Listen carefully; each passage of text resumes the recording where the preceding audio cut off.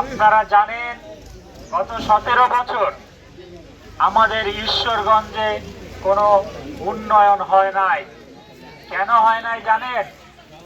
আমাদের এখানে গত 17 বছরের বেশিরভাগ সময় এমপি হয়েছে বাহিরের এলাকার মানুষ।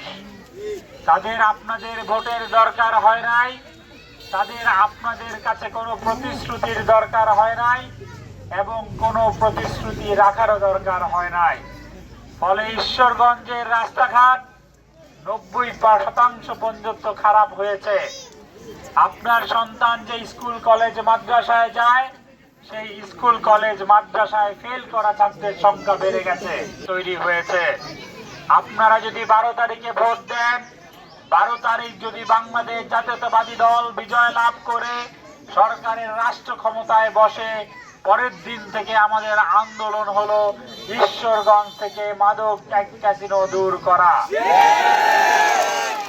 আমাদের আন্দোলন হবে গত 17 বছরে যে উন্নয়ন হয় নাই তা 5 বছরে করা। আপনাদের এই ওয়ার্ডের যে প্রাইমারি স্কুল নাই, আমাদের প্রথম কাজ হবে এই প্রাইমারি স্কুল তৈরি করা। আপনাদেরকে কথা দিয়ে যেতে চাই, অবশ্যই একটি কমিউনিটি ক্লিনিক করার সর্বোচ্চ চেষ্টা করব যদি নির্বাচিত হতে পারি। মা এবং বোনেরা, আপনাদেরকে একটি কথা পরিষ্কারভাবে আমার সম্পর্কে বলতে চাই। গত 17 বছর আমি রাজনীতি করেছি, স্বচ্ছতার সহিত রাজনীতি করেছি। এই ঈশ্বরগঞ্জের কারো থেকে আমি 100 টাকাও নেই নাই, কাউকে কথা দিয়ে আমি কথা রাখি নাই। একটা মানুষ আনতে পারবেন না। আমি আমার নিজের ব্যক্তিগত অর্থে হাজার হাজার ক্যান্সার রোগীর পাশে দাঁড়িয়েছি। আমি হাজার হাজার দরিদ্র অসহায় ছাত্রছাত্রীদের পাশে দাঁড়ানোর চেষ্টা করেছি। আমার কাছে রাজনীতি কোনো ক্ষমতা নয়, আমার কাছে রাজনীতি হলো দায়িত্ব, আমার কাছে রাজনীতি হলো সেবা। এটা করার জন্যই আপনাদের কাছে আসি।